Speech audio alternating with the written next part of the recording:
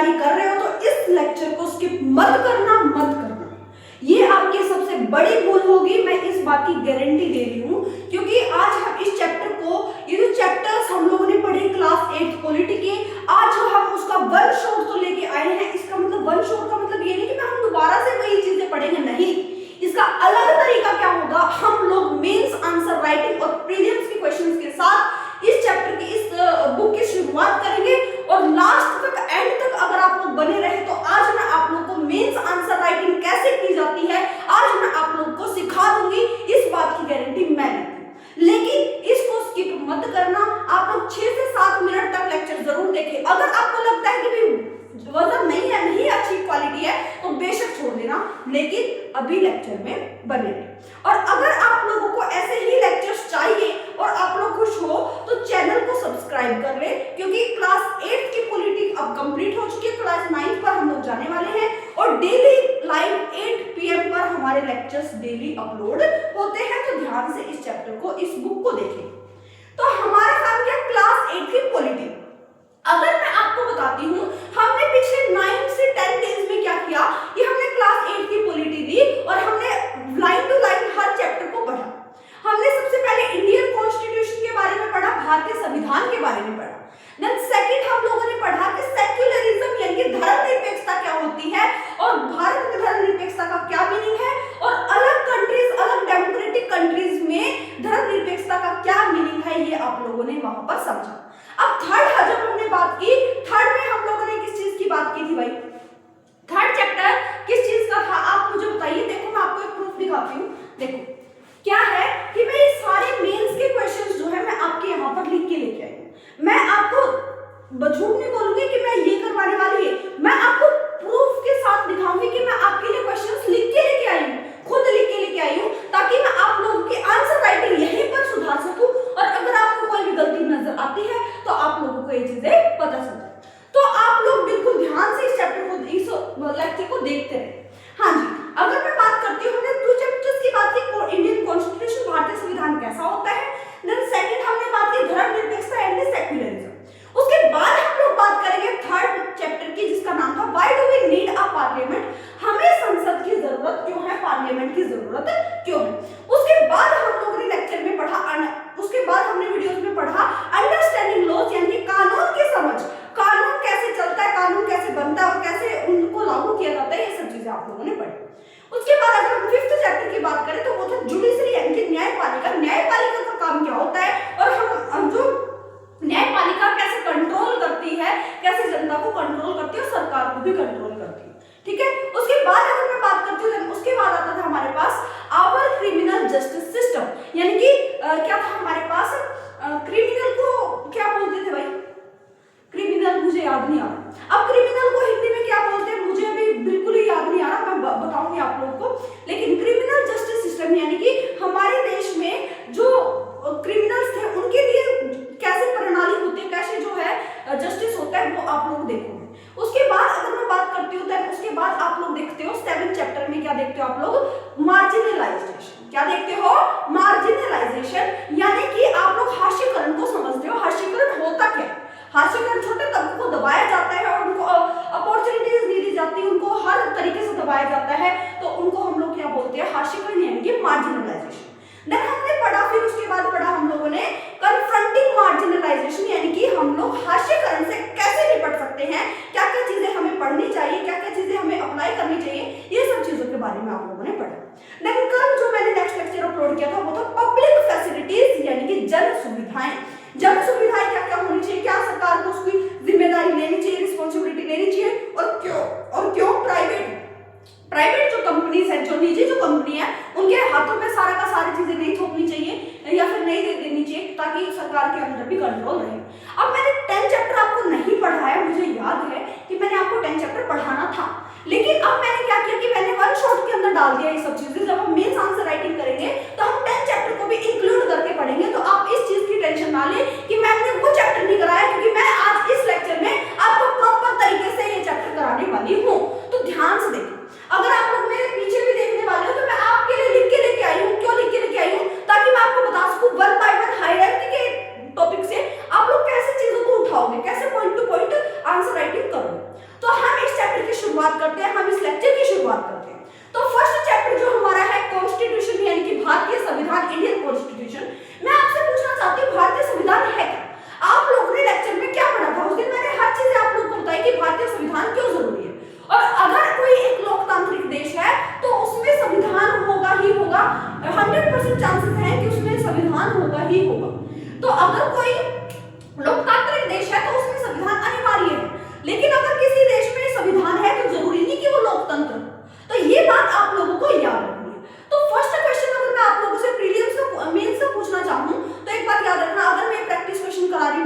आप लोगों के ये यूपीएससी क्वेश्चंस में, यूपीएससी पेपर्स में पूछे गए हैं, या फिर इनका कुछ ना कुछ कनेक्शन है, तो मैं इसीलिए करा रही हूँ। तो ध्यान से इस चैप्टर को पढ़ते हैं। तो अगर मैं आपको बात बताती हूँ, कंप्लीट क्लास 8 पॉलिटी के मेंस आंसर राइटिंग हम लोग करने वाले हैं। अगर मैं फर्स्ट क्वेश्चन की बात करती हूँ, वो क्या है, डिस्कस कीजिए सिग्निफिकेंस ऑफ द कॉन्स्टिट्यूशन, यानी कि संविधान का हमारी लाइफ में क्या महत्वपूर्ण है, क्या रोल है इन अ डेमोक्रेटिक कंट्री, एक लोकतांत्रिक देश में। एक लोकतांत्रिक देश में संविधान का क्या महत्व है, हाउ डज इट लिमिट, ये कैसे पावर को लिमिट करता है, गवर्नमेंट की पावर को कैसे लिमिट कर देता है, सीमित कर देता है, इसके बारे में आप लोगों को बताना है। और आपको लिखना है ये आंसर 150 से 200 वर्ड्स के लिए। एक बात और मैं आपको बता देना चाहती हूँ कि मैंने जो आप लोगों का जो था चैनल का नाम है यूपीएससी बाइलिंगुअल, यानी कि इसका मीनिंग क्या है कि मैं दोनों लैंग्वेजेस में आपको पढ़ाऊंगी। मैं कुछ चीजें हिंदी में, कुछ चीजें इंग्लिश में, लेकिन बोलूंगी दोनों लैंग्वेजेस में, ताकि आपको समझ आए, आपको कोई प्रॉब्लम ना है। मैं हर चीजें आपको ध्यान में रखते हुए बना रही हूँ, बस आप लोग बिल्कुल शांति से बैठ के ध्यान से सुनते जाएं और कोशिश करना कि आप लोग खुद भी उसको लिख पाओ, ठीक है। अगर हम बात कर रहे हैं कि हमारे डेमोक्रेटिक कंट्री में, यानी कि लोकतांत्रिक देश में संविधान की, हमारे लोकतांत्रिक देश में संविधान की क्या जरूरत है, क्यों महत्वपूर्ण है, और गवर्नमेंट की पावर को कैसे लिमिट कर देती है हमारा संविधान, कैसे कॉन्स्टिट्यूशन गवर्नमेंट की पावर को लिमिट कर देता है, इसके बारे में भी आप लोग को जानना। ये क्वेश्चन है, अब आपसे पूछा जाएगा कि आंसर करो, तो आप लोग क्या करोगे, मैम आपने ऐसे ऐसे पढ़ाया था, आप लोग पूरी की पूरी लाइन टू लाइन से चीजें लिख के लेके आओगे। कई बच्चे ऐसे भी है, मैम आपने ये पढ़ाया था, हम लिख के लेके आए। नहीं, आपको क्या करना है, वो कनेक्शन जो यूपीएससी से कनेक्ट करना है, आज मैं आपको बताऊंगी कैसे कनेक्ट करोगे, कैसे चैप्टर्स को जोड़ोगे। अब ध्यान से सुनो, अगर मैं आपको बात करती हूँ, सबसे पहले जब कभी भी क्वेश्चन पूछा जाए तो उसका कुछ ना कुछ टॉपिक होता है टॉपिक। तो सबसे पहले आप लोग क्या करोगे, सब परिचय यानी कि इंट्रोडक्शन आप लोग लिखोगे। तो परिचय और इंट्रोडक्शन क्या बेटा, कॉन्स्टिट्यूशन के बारे में हम लोग पढ़ रहे हैं, संविधान के बारे में पढ़ रहे हैं, तो आप लोग क्या बोलोगे, संविधान लोकतांत्रिक शासन की आधारशिला है।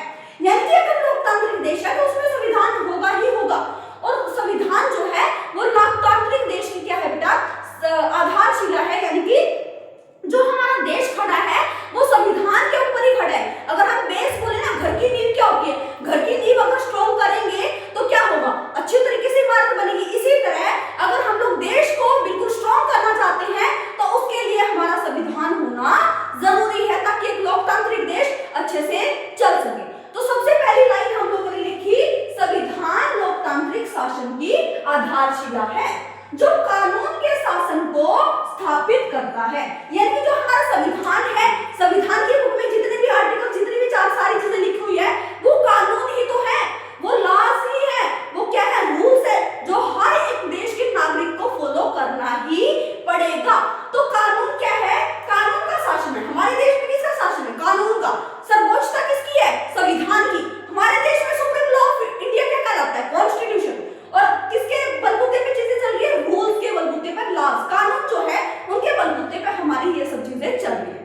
तो जब आप इंट्रोडक्शन दोगे, परिचय दोगे, तो सबसे पहले आप लोगों को 2 से 3 लाइंस, 1 से 2 लाइन में आप लोगों को क्या लिखना है, संविधान लोकतांत्रिक शासन की आधारशिला है, जो कानून के शासन को स्थापित करता है। क्या इतनी बात आप लोग को समझ आई? उसके बाद आप लोगों ने यहाँ पर एक पार्ट कंप्लीट कर लिया, उसमें आपने बता दिया इंट्रोडक्शन यानी कि परिचय क्या होता है। हर क्वेश्चन में आप लोग को ऐसे नहीं करना है। अब आपको पता चल गया कि मेंस आंसर राइटिंग कैसे करनी है, कैसे हायरार्की बनानी, ठीक है। उसके बाद अगर मैं बात करती हूँ बॉडी यानी कि मुख्य भाग, अब हम संविधान के बारे में और डिटेल में जाएंगे और डिटेल में लिखेंगे भी इसमें क्या क्या चीजें हैं। अगर हम अपने संविधान की बात करते हैं, यह सरकार की संरचना है, यानी कि जो सरकार जैसे बनी हुई है, वो संरचना कैसे बनती है, वो सारी चीजें किसमें लिखी गई है, संविधान में लिखी गई है। संविधान को पढ़ के अप्लाई करके ये सारी चीजें बनाई गई है।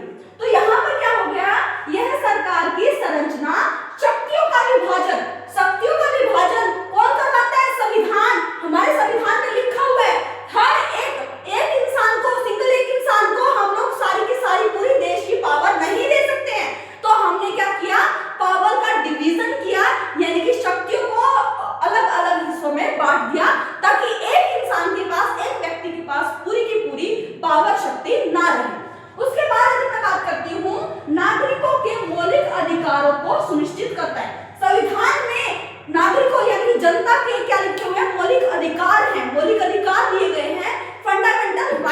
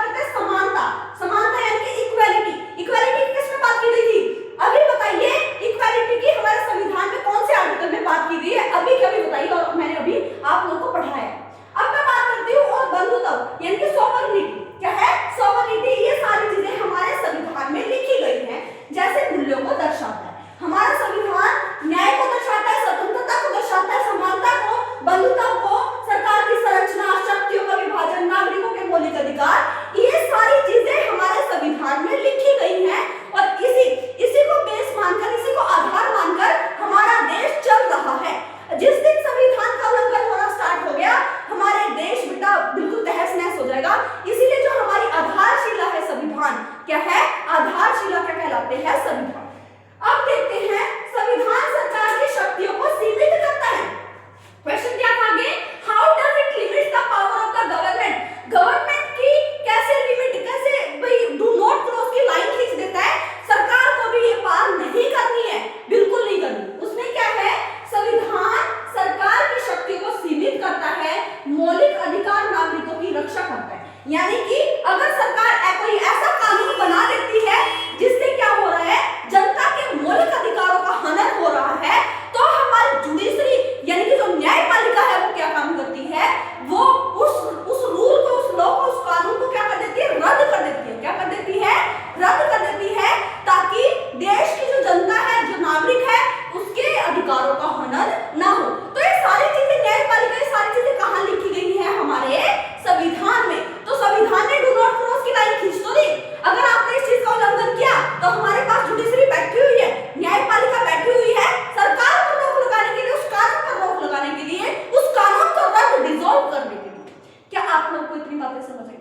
अगर मैं बात करती हूँ कि हाँ जी, अब है शक्तियों का विभाजन संतुलन बनाए रखता है। शक्तियों का विभाजन, मान के चलिए, अगर इमेजिन करिए, अगर सारी की सारी पावर हमारे देश के प्रधानमंत्री यानी कि नरेंद्र मोदी जी के पास आ जाए कि वो कुछ भी कर सकते हैं, वो किसी की डेथ, वो किसी की मार भी देंगे ना, तो अभी कोई सवाल नहीं उठाएगा। मान के चलो अगर ऐसा होता कि हर एक इंसान को वो पावर दे दी गई कि वो कुछ भी करे, कुछ भी करे, तो क्या हमारा देश चल पाता? नहीं चल पाता ना। तो पावर एक इंसान के हाथ में नहीं होनी चाहिए, उसको रोकने के लिए पावर को डिवाइड किया गया। अगर वो गलत काम करता है तो उसके ऊपर भी रोक लगाई जा सकती है। तो ये हमारा जो संविधान है वो गवर्नमेंट की पावर को लिमिट कर देता है, यानी कि सीमित कर देता है। हमारे संविधान का उल्लंघन करने की जरूरत हमारी सरकार भी नहीं कर सकती है, इतनी बात याद रखना। ओके, अगर मैं बात करती हूँ असंवैधानिक कानूनों को निरस्त करता है। असंवैधानिक कानून को कौन निरस्त करता है भाई, बताओ आप मुझे। डिसॉल्व कौन करता है? अभी के भी कमेंट सेक्शन में जवाब दीजिए, क्योंकि मैंने अभी क्या भी बोला है कि कौन है जो कानून को डिसॉल्व कर सकता है और जो सरकार की शक्तियों पर सीमित लगा सकता है, नागरिकों के अधिकारों को बचाने के लिए, मौलिक अधिकारों को बचाने के लिए। अगर मैं बात करती हूँ तथा संवाद, संवाद मैं आप लोगों को बता देती हूँ। संवाद का इंग्लिश में, इंग्लिश के बच्चे बैठे हो तो मैं बता रही हूँ। संवाद क्या होता है? फेडरलिज्म। क्या होता है? फेडरलिज्म। फेडरलिज्म क्या होता है कि एक से ज्यादा सत्रों की जो सरकार होती है उसको बोला जाता है फेडरलिज्म। वन और मोर लेवल्स ऑफ गवर्नमेंट को बोला जाता है फेडरलिज्म। अब आप देखें, क्या हमारे देश में एक से ज्यादा सरकार नहीं है? एक से ज्यादा लेवल नहीं है सरकार के सत्रों के, है तो सबसे ऊपर कौन है? सेंट्रल गवर्नमेंट, यानी कि नेशनल गवर्नमेंट जिसको बोलते हैं, सेंट्रल गवर्नमेंट जो केंद्र सरकार को बोलते हैं सेंट्रल गवर्नमेंट। अब अगर मैं बात करती हूँ सेंट्रल गवर्नमेंट में आप लोगों को कौन कौन से दिखते हैं? मोदी जी दिखते हैं, जो हमारे देश के प्रधानमंत्री है, द्रौपदी मुर्मू जी दिखती हैं, उसके बाद आप लोग देखोगे अमित शाह जी दिखते हैं, अमित शाह भी दिखते हैं, राहुल गांधी, ममता, ये सारी चीजें आप लोग को देखने को, सोनिया गांधी, तो ये सारे के सारे आप लोग को देखने को मिलते हैं। ये कहाँ पर है? ये सेंट्रल गवर्नमेंट में भाई, कहाँ पर है सेंट्रल गवर्नमेंट? अगर मैंने राहुल गांधी, सोनिया गांधी की बात की है तो वो अपोजिशन पार्टी है, लेकिन वो नेशनल पार्टी है भाई, नेशनल पार्टी है वो पूरे देश के केंद्र में भी अपोजिशन पार्टी है। वो सबसे बड़ी अपोजिशन पार्टी किसको बोला जाता है? कांग्रेस को। तो ये सारी की सारी जो पार्टीज हैं, ये क्या करती है? सरकार को, अपोजिशन पार्टी क्या करती है? गलत काम करने से रोकती है जो सरकार चला रही है। क्या इतनी बात समझ आती है? तो ये सारी की सारी चीजें हमारे संविधान, हमारे कॉन्स्टिट्यूशन में लिखा हो। अगर मैं आगे बात करती हूँ शक्तियों का विकेंद्रीकरण,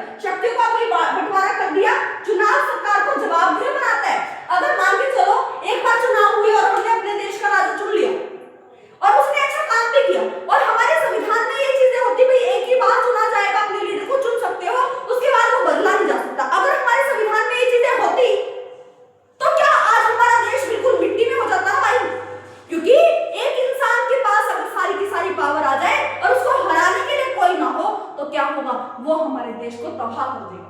इसीलिए शक्तियों का वितरण किया गया है। क्या किया गया है? शक्तियों का वितरण किया गया है ताकि गवर्नमेंट पर लिमिट लगा सके। और इलेक्शन क्या होता है? लिमिट ही तो लगा है। आफ्टर 5 इयर्स एवरी क्या होता है बेटा, हर 5 साल बाद क्या होता है? इलेक्शन होते हैं। अगर आप लोग देखते हो हमारे देश में तो हर 5 साल बाद होते हैं। आप लोकल गवर्नमेंट के देख लो, स्टेट गवर्नमेंट के देख लो, या फिर सेंट्रल गवर्नमेंट के भी देख लो। तो यहाँ पर जो इलेक्शन होते हैं वो आफ्टर 5 इयर्स दोबारा से इलेक्शन होते हैं और दोबारा से अपने लीडर को चुनने के लिए जनता के पास मौका होता है। अगर ये सारी चीजें ना होती, क्या गवर्नमेंट पर लिमिट लगती? बिल्कुल भी नहीं। तो ये हमारा संविधान ही तो हमें पावर दे रहा है ये सब चीजें करने की। क्या अब आप लोगों को समझ आया? अब यहाँ पर हमने इंट्रोडक्शन पढ़ लिया, उसके बाद बॉडी मुख्य भाग संविधान में क्या क्या चीजें हैं, क्या क्या चीजें दी गई है, ये भी हमने यहाँ पर जान लिया। अब अगर आप लोग मेंस आंसर राइटिंग में रोड मैप, माइंड मैप का यूज करते हो तो ज्यादा चांसेस होते हैं आपको एक्स्ट्रा मार्क्स मिलने के, आपके मार्क्स नहीं कटेंगे। तो आप लोग क्या कर सकते हो, अगर आप लोगों ने ये चीजें लिख भी दी है तो आप लोग माइंड मैप्स भी ऐड कर सकते हो। जो चीजें आप लोग छोटे छोटे करके बता सकते हो वो बताओ, और फिर उदाहरण यानी कि विद एग्जांपल के साथ बताओ। तो सबसे पहले हमने इंट्रोडक्शन देखा, बॉडी मुख्य भाग देखो, उसके बाद आप लोग रोड मैप भी बना सकते हो। अगर हम भारतीय संविधान का रोड मैप, इंडियन कॉन्स्टिट्यूशन देखते हैं तो सबसे पहले इंडियन कॉन्स्टिट्यूशन, भारतीय संविधान में क्या है भाई? फंडामेंटल राइट्स यानी कि मौलिक अधिकारों के बारे में, ताकि हमारे पब्लिक सिटीजन जनता को प्रोटेक्ट किया जा सके, बचाया जा सके। उसके बाद अगर हम बात करते हैं सेपरेशन ऑफ पावर, पावर का सेपरेशन कर दिया। सेपरेशन ऑफ पावर यानी कि पावर शेयरिंग का चैप्टर आप लोग क्लास 10th में भी पढ़ोगे, आपको अभी भी याद होगा। मैं इतने लेवल पे नहीं लेके जाऊंगी आपको, लेकिन मैं आपको बात बता देती हूँ। हमारे देश में शेयरिंग ऑफ पावर है। क्या है? पावर शेयरिंग का कॉन्सेप्ट है, यानी कि शक्तियों का बंटवारा है। अब शक्तियों का बंटवारा वर्टिकली भी हो सकता है, हॉरिजॉन्टली भी हो सकता है। वर्टिकली यानी कि सबसे ऊपर जो होगा उसके पास ज्यादा पावर होगी, उसके बाद उससे कम वाले में पावर होगी, उसके बाद उससे कम वाले में। लेकिन हॉरिजॉन्टल में क्या होता है? सभी के पास सेम पावर होती है, कोई किसी को कुछ नहीं कर सकता। क्या इतनी बात आप लोगों को समझ आती है? तो पावर शेयरिंग हॉरिजॉन्टली भी होती है और वर्टिकली भी होती है। अगर हम हॉरिजॉन्टली की बात करते हैं तो यहाँ पर क्या आएगा? लेजिस्लेटिव आ जाएगा, एग्जीक्यूटिव आ जाएगा, और उसके बाद हमारे पास जुडिशरी आ जाएगा। तो यहाँ पर ये क्या है? हॉरिजॉन्टली है, इनमें सभी में बराबर पावर्स है। अगर मैं पावर डिवीजन की बात करती हूँ, सूत्रों की बात करती हूँ, तो उसके बाद क्या आता है? सेंट्रल आता है, सेंट्रल गवर्नमेंट, स्टेट गवर्नमेंट आती है, और उसके बाद लोकल गवर्नमेंट आती है। तो ये क्या वर्टिकल क्या कर दिया हमने? पावर का डिवीजन कर दिया है, शक्तियों का बंटवारा कर दिया है। क्या ये बात आप लोगों को समझ आती है? उसके बाद अगर मैं बात करती हूँ इलेक्शंस, चुनाव क्या कर देते हैं? गवर्नमेंट की शक्तियों पर रोक लगाते हैं। और ये चुनाव का सारी की सारी चीजें कहां पर दी गई है भाई? हमारे संविधान में, हमारे इंडियन कॉन्स्टिट्यूशन में। आप लोग जाके आज हमारे संविधान, ये जो सारी चीजें मैंने बोली है, इनके बारे में आप लोग देखो कि कौन कौन से आर्टिकल्स में दिया गया है। ओके, अब क्या होगा? इलेक्शन क्या कर देगा? Limit government powers. ये सारी चीजें क्या कर देंगे? Government power. Check and balance बता देती हूँ, ये मोस्ट इंपोर्टेंट है। मान के चलिए हमारी पार्लियामेंट, हमारे संसद ने कैसा रूल पास कर दिया जो कि गलत है, जो कि क्या है? गलत है। तो क्या होगा? अब लोग जो है वो प्रोटेस्ट करना स्टार्ट कर देते हैं, कैंपेन चलाना स्टार्ट कर देते हैं, जिससे क्या होगा? दंगे फसाद कुछ भी हो सकता है। अब क्या होगा? कुछ लोग जो है वो सुप्रीम कोर्ट के पास जाएगी, या फिर कोर्ट के पास जाएगी, न्यायपालिका के पास जाएगी कि ये हमारे अधिकारों का हनन हो रहा है, हमें बचाइए।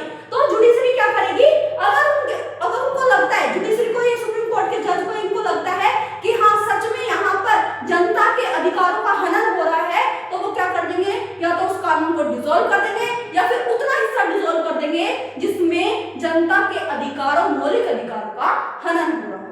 तो यहाँ पे क्या हुआ? गवर्नमेंट की पावर को लिमिट तो हो गई, सीमित तो बन गई गवर्नमेंट। अब अगर मैं बात करती हूँ चेक एंड बैलेंस यही होता है।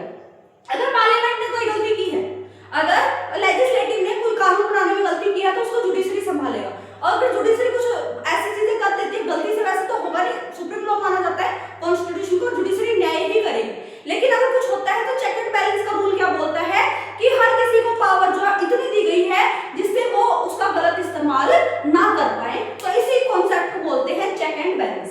अब आता है अकाउंटेबिलिटी होती है जवाबदेही। अगर आप लोग लीडर बनकर आ चुके हैं तो आप लोगों को, जनता के लिए आप लोगों ने क्या क्या काम किए, कहां कहां पर पैसा लगाया, तो ये सारी की सारी चीजें आप लोगों को जनता को बतानी पड़ेगी। तो ये होती है अकाउंटेबिलिटी। यहाँ पर आप लोगों ने ये चीजें देखी, ये था हमारा मेंस आंसर राइटिंग। अब आपको शायद समझ आ गया हो कैसा हमें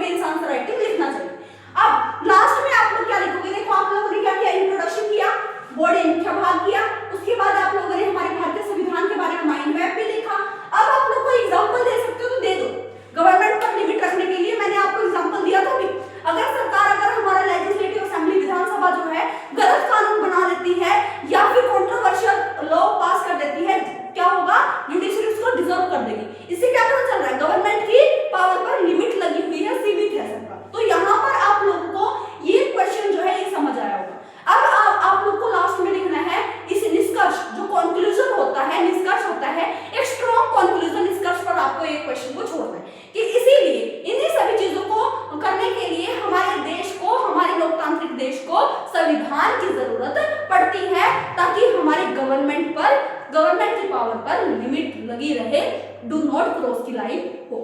क्या यहाँ पर आप लोगों को फर्स्ट क्वेश्चन समझ आया? अब मैं आपको गारंटी दे रही बेटा, अगर आप लोगों को नहीं समझ आया हो तो आप लोग दोबारा से रिपीट कर सकते हैं इसको। अगर आपको अभी भी लगता है कि मैंने आपको झूठ बोला, मैंने आपको 10 से 15 मिनट इसीलिए रुकवा दिया ताकि आप लोग यहाँ से भाई टाइम वेस्ट करके जाओ, नहीं। अगर आपको लगता है आपने टाइम वेस्ट किया तो आप लोग जा सकते हो। इस बात की मैं तसल्ली रख लूं कि मेरे में कुछ कमी रह गई, इस वजह से आप लोग इस लेक्चर को छोड़ दिए। लेकिन अगर मैं अपने पास से पूरी कोशिश कर रही हूँ, आपको लगता है कि हाँ जी मैम ने अच्छे से एक मेंस आंसर राइटिंग की संरचना एक बता दिया कि मेंस आंसर राइटिंग कैसे की जाती है, और आपको लगता है कि अगले 19 क्वेश्चन तक आप लोग बिल्कुल परफेक्ट हो जाओगे, तो बने रहना इस लेक्चर में। आज थोड़ा लंबा चलेगा। अगर युद्ध करना है तो जोरों शोरों से करो, अगर युद्ध करना है तो जोरों शोरों से करो और बिल्कुल जी जान लगाकर करो, अगर अपनी लाइफ में कामयाबी पानी है, सक्सेसफुल होना है।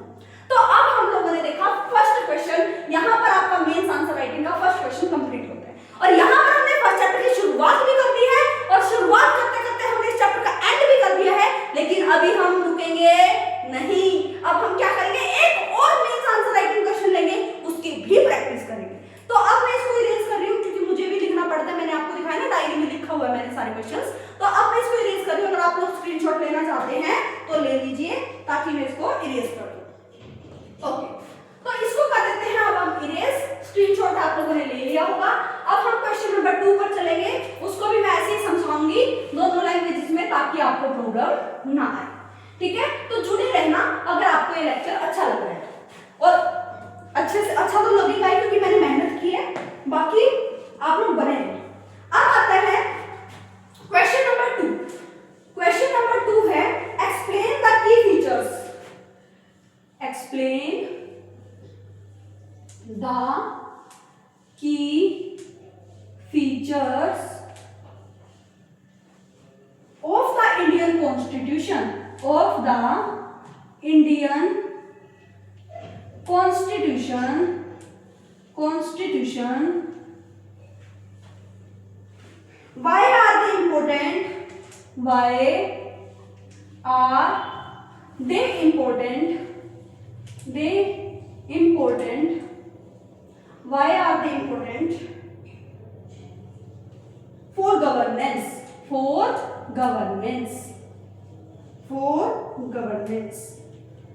तो ये बात मैं आप लोगों को बताती हूँ। हाँ जी, ये क्वेश्चन था हमारा, मैं इसको रख देती हूँ डायरी को ताकि आगे क्वेश्चन को भर पाए। आप लोग देखिए, जो हिंदी मीडियम वाले बच्चे उनको भी समझा रही हूँ क्वेश्चन क्या है, ध्यान से सुनते रहिए। क्वेश्चन है एक्सप्लेन द की फीचर, आपको महत्वपूर्ण चीजें बतानी है जो इंडियन कॉन्स्टिट्यूशन में दी गई है। Why are they important for governance, शासन चलाने के लिए ये फीचर्स क्यों जरूरी है। अगर हमें इंडियन कॉन्स्टिट्यूशन के बारे में जानना है, ये चीजें क्या बोलती है मैं आपको पहले ही बता चुकी, आपको तोड़ मरोड़ कर ये सारी चीजें दोबारा से बता दी। अगर आप लोगों ने इंडियन कॉन्स्टिट्यूशन के बारे में दोबारा से देख लिया तो दोबारा से वो फर्स्ट लाइन जो मैंने आपको आंसर लिखवाई थी, इंट्रोडक्शन जो लिखवाया था, इंट्रोडक्शन या फिर आप लोग बोलिए जो परिचय मैंने लिखवाया था कि हमारे देश में अगर लोकतांत्रिक है, हमारा जो संविधान है वो आधारशिला है लोकतांत्रिक देशों की, और ये लोकतांत्रिक देश जो है वो कानून के बलबूते पर चलता है, जो कि सुप्रीम लॉ ऑफ इंडिया क्या बोला जाता है, हमारा कॉन्स्टिट्यूशन। और जो हमारा देश है वो किसके बलबूते पर खड़ा है, कॉन्स्टिट्यूशन यानी कि भारतीय संविधान। अब अगर हमने इंडियन कॉन्स्टिट्यूशन के बारे में ही बताना है तो आप इंट्रोडक्शन परिचय वही लिखोगे जो मैंने आपको बताया। अब हमने माइंड मैप रोड मैप में चीजें पढ़ी थी कि अब क्या बोल रहा है वो की फीचर्स बताने, क्या बताने हैं की फीचर्स। अगर आप लोगों ने बताने हैं तो ये किस में आ जाएगा भाई, ये आ जाएगा आप लोगों का मेन बॉडी में। क्या आ जाएगा, बॉडी, यानी कि आप लोग का जो मुख्य भाग होगा, जो आप लोग का मुख्य भाग होगा वो अब इसमें आ जाएगा। मुख्य भाग क्या है भाई, मुख्य भाग में आप लोगों ने देखा हमारे संविधान में क्या हो रहा है भाई, समानता का अधिकार मिल रहा है, स्वतंत्रता का मिल रहा है, संप्रभुत्व का मिल रहा है। तो ये सारी चीजें आप लोगों को जो सार्वभौमिक मताधिकार, वयस्क मताधिकार, राजनीतिक इक्वालिटी, उसके बाद सोशल इक्वालिटी और उसके बाद इकोनॉमिकल इक्वालिटी, ये सारी बातें आप लोगों को इंडियन कॉन्स्टिट्यूशन में हमारे दिख जाएगी। लेकिन अगर हम की फीचर्स की बात करते हैं तो यहाँ पर आप लोगों को फर्स्ट दिखाई देगा फेडरलिज्म। क्या दिखाई देगा, फेडरलिज्म यानी कि संघवाद के बारे में आप लोग यहाँ पर बिल्कुल चर्चा करोगे अच्छे से। संघवाद के बारे में बताओगे क्या क्या चीजें होती है। One level of more than one level of government होती है हमारे देश में, जो है अलग अलग स्तरों पर जो सरकार है, नेशनल गवर्नमेंट, सेंट्रल गवर्नमेंट जो केंद्र सरकार है जो सबसे बड़ी बड़ी है, जो सबसे ताकतवर है। उसके बाद आता है स्टेट गवर्नमेंट, जो उससे छोटी है। देन उसके बाद आता है लोकल गवर्नमेंट। तो 2 से 3 सूत्रों पर हमारी क्या बनी हुई है, सरकार बनी हुई है, उसी को बोलते हैं फेडरलिज्म यानी कि संघवाद। तो ये की फीचर हो गए हमारे पास। सेकंड आता है हमारे पास पावर शेयरिंग। क्या है हमारे पास, पावर शेयरिंग या फिर डिस्ट्रीब्यूशन। पावर शेयरिंग या फिर डिस्ट्रीब्यूशन। अब पावर शेयरिंग है तो वो दोनों तरीके से हो सकती है। मैंने आपको अभी बताया था, हॉरिजॉन्टल भी हो सकती है, हॉरिजॉन्टल भी हो सकती है, और उसके बाद अगर आप लोग देखोगे तो वर्टिकली भी हो सकती है। हॉरिजॉन्टल में आप लोगों को क्या क्या देखने को मिलता था, लेजिस्लेटिव, एग्जीक्यूटिव, जुडिशरी। उसके बाद वर्टिकली में आपको देखने को मिलता है सेंट्रल गवर्नमेंट, स्टेट गवर्नमेंट और लोकल गवर्नमेंट। अगर आपको इतनी बात समझ आई तो वो बोलने की क्या कोशिश कर रहा है, अभी एक बात ध्यान से सुनो। की फीचर्स हमने देखे, सबसे पहले हमने देख लिया फेडरलिज्म, जो 2 से 3 सत्रों पर सरकारें होती है, ठीक है। पावर शेयरिंग यानी कि पावर शक्तियों का बंटवारा अगर हो रहा है, डिस्ट्रीब्यूशन अगर हो रहा है, तो वो 3 तरीकों से हो सकता है, लेजिस्लेटिव, एग्जीक्यूटिव, जुडिशरी। लेजिस्लेटिव क्या काम करेगी, कानून बना रही है। एग्जीक्यूटिव क्या करेगी, उस कानून को लागू करवाएगी कार्यपालिका। उसके बाद आता है जुडिशरी, अगर उस कानून को कोई तोड़ता है या फिर जनता के मौलिक अधिकारों का हनन होता है तो जुडिशरी क्या करेगी, न्याय करेगी। न्यायपालिका क्या करेगी, न्याय करेगी। तो यहाँ पर क्या चल रही है, हॉरिजॉन्टली चल रही है, कोई एक दूसरे से ज्यादा ताकतवर किसी के पास नहीं है, ज्यादा ताकत किसी के पास नहीं है, नहीं लेजिस्लेटिव, नहीं एग्जीक्यूटिव, नहीं जुडिशरी, तीनों के पास सेम लेवल ऑफ पावर्स है, जो आप लोगों को याद रखनी है। उसके बाद अगर मैं वर्टिकली की बात करती हूँ, सेंट्रल में सबसे ज्यादा पावर होगी, लोकल स्टेट में उससे कम, और फिर लोकल में सबसे कम। तो यहाँ पर क्या हो रहा है, अपनी पावर को क्या कर दिया, बांट दिया गया, शक्तियों को बंटवारा कर दिया गया। उसके बाद अगर मैं थर्ड की बात करती हूँ, चेक एंड बैलेंस का रूल चलता है। क्या चलता है, चेक एंड बैलेंस का रूल चलता है, जो मैंने फर्स्ट क्वेश्चन में बताया था, वही सारी चीजें आपको इसमें भी लिखनी है। क्या है, चेक एंड बैलेंस का रूल चलता है, ताकि कोई भी सरकार, कोई भी सरकार का ऑर्गन, हिस्सा कोई गलत काम ना करे। उसके लिए हमने क्या निकाला हुआ है, चेक एंड बैलेंस रूल निकाला हुआ है, लॉ निकाला हुआ है, जिसको चेक एंड बैलेंस का मतलब होता है एक दूसरे को नजर रखेगा भी कोई गलत काम ना करो। जैसे हमारी अपोजिशन पार्टी है, वो क्या कर रही है भाई, नजर ही तो रख रही है। अगर वो गलत काम करेगी तो जनता को दिखाएगी भाई तुमने ये गलत काम किया है, ये आप लोगों ने नुकसान किया है। तो यहाँ पर भी तो चेक एंड बैलेंस चल ही रहा है, दिखाया जा रहा है ना सरकार को, भाई आईना दिखाया जा रहा है कि तुमने ये गलती की है। तो चेक एंड बैलेंस का रूल यही होता है, ताकि हर एक उस पर ऑर्गन पर नजर रखी जा सके सरकार की, ताकि कोई भी अपने पावर का गलत इस्तेमाल ना करे। उसके बाद अगर मैं बात करती हूँ फोर्थ, चेक एंड बैलेंस अगर बात होती है तो अकाउंटेबिलिटी सबसे ज्यादा आती है। अकाउंटेबिलिटी की अगर मैं बात करती हूँ तो हमारे संविधान में बोला गया है कि अगर कोई लीडर बनता है तो उसको जनता के प्रति जवाबदेह होना पड़ेगा। और आफ्टर 5 इयर्स क्या हो रहे हैं, इलेक्शन अगर हो रहे हैं तो जनता को पता है भाई ये काम कर रहा है या नहीं कर रहा है, ये हमारे हित में काम कर रहा है या नहीं कर रहा है। तो अगर सरकार को डर बना रहेगा भी हमारी कुर्सी ना छीन जाए, हम सत्ता से ना निकल जाए, तो इसीलिए वो जनता के लिए क्या करेगी, अच्छे अच्छे काम भी करेगी। तो वहां पर क्या होगी, अकाउंटेबिलिटी आ गई। अगर हम फिफ्थ की बात करते हैं तो फिफ्थ में आपका आ जाएगा फंडामेंटल राइट्स। क्या आ जाएगा, फंडामेंटल राइट्स। फंडामेंटल राइट्स जो होते हैं वो क्या होते हैं, मौलिक अधिकार होते हैं। क्या होते हैं, मौलिक अधिकार होते हैं, जो हमारा संविधान हमें प्रोवाइड कराता है, ताकि हमारे से हमें जीने का अधिकार ना छीन लिया जाए, हमसे आजादी का अधिकार ना छीन लिया जाए, हमसे पढ़ाई करने का अधिकार ना छीन लिया जाए, हम अपने रिलीजन, हम अपने धर्म में रहने से ना रोका ना जाए। तो ये सारी चीजों के लिए हमारा संविधान बना हुआ है। तो आप लोगों ने देखा मेन बॉडी में आप लोग क्या लिख रहे हो, इंट्रोडक्शन आपको पता चल गया, मेन बॉडी में आप लोग 4 से 5 पॉइंट ये सारी चीजें लिखोगे और इसके बारे में अच्छे से बताओगे। अब आपको समझ आया मेन आंसर राइटिंग कैसे करनी है। तो आज आप लोग को पता चला होगा बेटा, इस थोड़े से आधे घंटा ही भी नहीं हुआ होगा मेरे हिसाब से, अगर हो गया तो आप लोग देखना आपने इस लेक्चर में क्या सीखा। बहुत सारी चीजें आज आप लोग को इस लेक्चर में सीखने को मिलेगी, तो आप लोग बैठे रहे बिल्कुल पेशेंस के साथ। अब अगर मैं बात करती हूँ, अब आता है हमने ये सारी चीजें बता दी, अब आता है मेन एग्जांपल के साथ भी बतानी है आप लोगों को ये सारी चीजें जो मैंने बताई है। तो इनमें छोटी छोटी 1-1 लाइन से आप लोग एग्जांपल भी ले सकते हो। डॉक्टर बी आर अम्बेडकर के बारे में बताओ, महात्मा गांधी जी के बारे में बताओ। डॉक्टर बी आर अम्बेडकर क्या बोलते थे भाई, डॉक्टर बी आर अम्बेडकर क्या बोलते थे भाई, पॉलिटिकल इक्वालिटी तो मिल गई है, राजनीतिक समानता तो मिल चुकी है, लेकिन अभी भी सोशली यानी कि सामाजिक समानता मिलना बाकी है। तो ये सारी चीजें आप लोग एग्जांपल दोगे। 1931 में आप लोगों ने देखा होगा क्या भाई, 1931 में आप लोगों ने महात्मा गांधी ने एक बुक लिखी थी जिसमें बोला था भाई अमीर हो या गरीब हो, कोई भी महिला हो या फिर पुरुष हो, उनको सभी को वोट डालने का अधिकार है, मत डालने का अधिकार है। तो ये सारी चीजें आप लोग इसमें डाल सकते हो, हमारे संविधान में ये सारी चीजें आ जाएंगी एग्जाम्पल के साथ। उसके बाद लास्ट में आप लोग क्या करोगे, कंक्लूजन, एक स्ट्रॉन्ग कंक्लूजन पर इसको छोड़ दोगे, निष्कर्ष पर छोड़ दोगे। तो आप लोग क्या बोलोगे, इसीलिए हमारा संविधान जो है शासन चलाने के लिए जरूरी है और हम इसको नहीं हटा सकते, क्योंकि यही हमारी आधारशिला है। ये कंक्लूजन पर आप लोग इसको छोड़ो। क्या आप लोगों को ये चैप्टर और ये दो मेंस आंसर राइटिंग समझ आए? क्या आप लोगों को फर्स्ट चैप्टर रिकॉल हो गया? अगर आपको फर्स्ट चैप्टर रिकॉल हो गया तो मैं उसके लिए बहुत बहुत मतलब कि तहे दिल से शुक्रिया करूंगी आप लोग का कि आप लोगों ने अभी तक आप लोग लेक्चर में बने हुए हो और आपको लग रहा है कि हाँ मैम कुछ इंपॉर्टेंट चीजें करा रही हूँ। तो अब हम चलते हैं थर्ड क्वेश्चन पे। आप लोग लिखना चाहते हो तो लिख सकते हैं, मैंने क्या क्या चीजें लिखी है, या फिर स्क्रीनशॉट ले सकते हैं ताकि हम लोग थर्ड क्वेश्चन पे चलते हैं। तो बने रहे, इसी लेक्चर में थोड़ा सा लंबा जाएगा लेकिन करना पड़ेगा, ठीक है। अब चलते हैं थर्ड क्वेश्चन। हाँ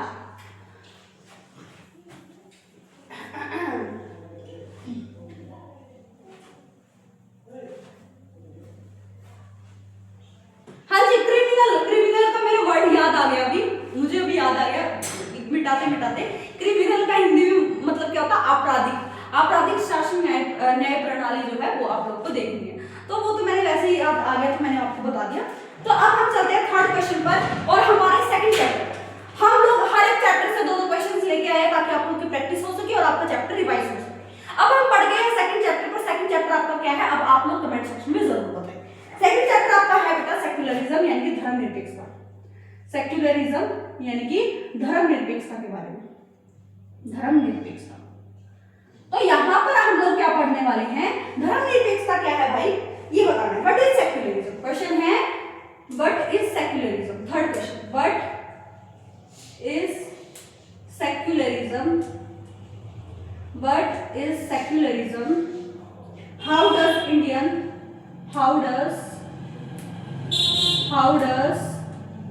secularism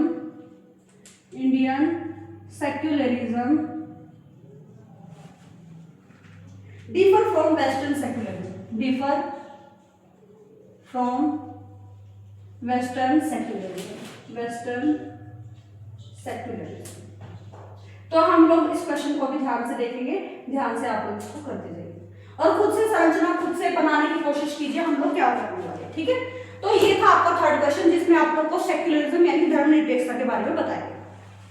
अब अगर आपको क्वेश्चन पता चल गया कि सेक्युलरिज्म है यानी कि आपको क्या करना पड़ेगा, इंट्रोडक्शन जो होता है आप लोग का जो परिचय होता है उसमें आप लोग क्या करोगे भाई, उसमें आप लोग सेक्युलरिज्म की क्या दोगे, डेफिनेशन दोगे, धर्मनिरपेक्षता क्या होती है। जब राज्य जो है अपने आप को राज्य का धर्म से अलगाव, राज्य का धर्म से अलगाव ये हो जाएगा सेक्युलरिज्म यानी कि धर्मनिरपेक्षता। या फिर जो है राज्य का कोई धर्म नहीं होता, ये आप लोग यहाँ पर लिखोगे, धर्म नहीं होता। यहाँ पर आप लोगों ने सेक्युलरिज्म की डेफिनेशन दे दी। इसका मीनिंग क्या है कि राज्य का कोई धर्म नहीं होता, राज्य यहाँ पर देश है भाई, गवर्नमेंट जो सरकार है ना, राज्य आप स्टेट मत समझ लेना, नहीं, यहाँ पर क्या पूरे देश के बारे में बात हो रही है। जो राज्य है जो सरकार है वो अपने आप को धर्म से क्या करके रखेगी, अलगाव करके रखेगी, उससे दूर रहेगी। और जो भी देश है जो भी वहां पर चला रहा है, गवर्नमेंट को चला रहा है, सरकार बैठी हुई है, उसका कोई भी धर्म नहीं होगा। यहाँ पर एक कॉन्सेप्ट आता है पंथ निरपेक्षता आप लोग को बताऊंगी मैं भी, ध्यान से सुनना। 42वां संशोधन है भाई, 42वां संशोधन जिसमें इसकी पंथ निरपेक्षता की बात की गई है। अभी मैं आपको इस चीज के बारे में भी बताऊंगा। तो क्या आप लोगों को समझ आया कि सेक्युलरिज्म क्या है, राज्य का धर्म से अलगाव या फिर राज्य का कोई धर्म नहीं होता। तो इतनी बात आप लोग को याद रखनी है।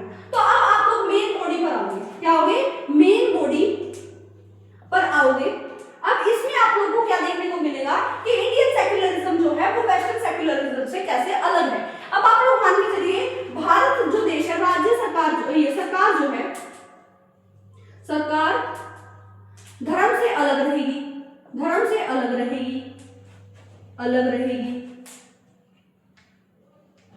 और सत्ता को धर्म से अलग रखा जाएगा,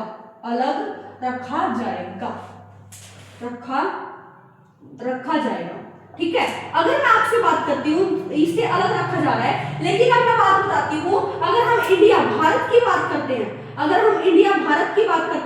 अगर इतने दंगे फसाद हो जाए, मान के चलो मैंने आपको बताया था कि जो अनटचेबिलिटी जो हुई थी, छुआछूत जो ये इसका बहिष्कार किया गया था, एबोलिश किया गया था, क्या होता था कि भाई जो नीची जाति के लोग हैं वो ऊंची जाति के जगह पर नहीं बैठ सकते, मंदिर सत्रों में नहीं जा सकते, स्कूल में नहीं जा सकते, इस कुएं से पानी नहीं पी सकते, ये सारी चीजें थी। इसको सरकार ने रोक लगाई हमारे संविधान में, इसको पनिशेबल ऑफेंस माना गया। तो आप मान के चलिए ये धर्म स्थल पर क्या ऊंची जाति के लोग नीची जाति के लोगों को बढ़ने देंगे? घुसने देंगे वहां पर? नहीं ना। वहां पर क्या होता है कि वहां पर क्या हो रही है, अब ये हो रहा है डिस्क्रिमिनेशन। अब बताओ क्या हमारे देश की जो सरकार है क्या उस मामले में घुसेगी? यस, बिल्कुल घुसेगी। अब मैम आपने तो भी बोला कि राज्य जो है, देश जो है, सरकार जो है वो धर्म से अलग रहेगी। यस, रहेगी।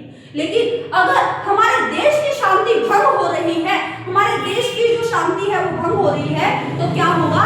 तब सरकार को वहां पर घुसना पड़ेगा और फैसला भी लेना पड़ेगा। अब अगर मैं अपने गांव का नाम नहीं बताऊंगी, लेकिन मैं आपको इतना बता देती हूँ कि क्या होता है हमारे गांव में क्या हुआ कि भाई जो अपर कास्ट के जो लोग थे मंदिर में जाते थे, क्या किया, एक दिन क्या हुआ भाई, जो शिवरात्रि का व्रत आया तो क्या हुआ भाई, उसमें जो है वो घुसना चाह रहे थे कि वो भी शिवलिंग पर जल चढ़ाए, चीजें करे, जो नीची जाति के लोग हैं, लोअर कास्ट। तो उसमें क्या हुआ कि भाई जो अपर कास्ट के जो लोग थे वो बिल्कुल तानाशाह करने लगे, हम नहीं जाने देंगे, हम नहीं करने देंगे कुछ भी। तब उन्होंने क्या किया, सरकार की मदद ली, पुलिस की मदद ली और उन्होंने जल भी चढ़ाया। तो यहाँ पर आप लोग को इस स्टोरी से आप लोग को क्या समझ आया कि अगर अपर कास्ट लोअर कास्ट को क्या करती है, सप्रेस कर रही है, इनकी दबा रही है, तो यहाँ पर सरकार जो है वो उनकी मदद करेगी।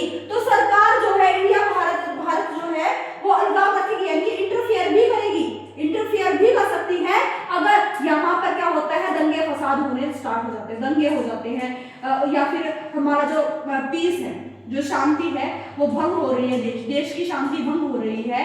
तो यहाँ पर क्या होगा, हमारे देश की जो सरकार होगी वो क्या करेगी, देश की शांति भंग हो रही है तो देश की सरकार उसमें इंटरफेयर करेगी। लेकिन अगर मैं वेस्टर्न की बात करती हूँ तो यहाँ पर क्या किया, शक्तियों का पूरा बंटवारा तो कर लिया, अलग कर ही लिया है, उसके साथ साथ क्या हुआ, नॉन इंटरफेरेंस का कॉन्सेप्ट उन्होंने अपनाया। नॉन इंटरफेरेंस इसका मीनिंग है भाई कोई मरे या जिए, कोई मरे या जिए, अगर वो धर्म की वजह से लड़ रहे हैं, मर रहे हैं तो मरे, वो इंटरफेयर नहीं करेगी। अगर आप लोग अमेरिका में देख ले तो यही होता है, धर्म के मामले पर अगर कोई लोग लड़ रहे हैं, जनता लड़ रही है, तो सरकार वहां पर इंटरफेयर नहीं करेगी, नॉन इंटरफेरेंस का कॉन्सेप्ट रखते हैं। तो अगर मैं बात करती हूँ यहाँ पर अमेरिका की एग्जांपल में, अगर हम लोग अमेरिका का नाम लेते हैं तो यहाँ पर आप लोग को क्या देखने को मिलेगा, यहाँ पर नेगेटिव चीजें चली गई है भाई, और यहाँ पर क्या पॉजिटिव है। पॉजिटिव क्या है, सरकार ने हमारा जिम्मा उठाया है तो वो बिल्कुल मदद भी हमारी करेगी।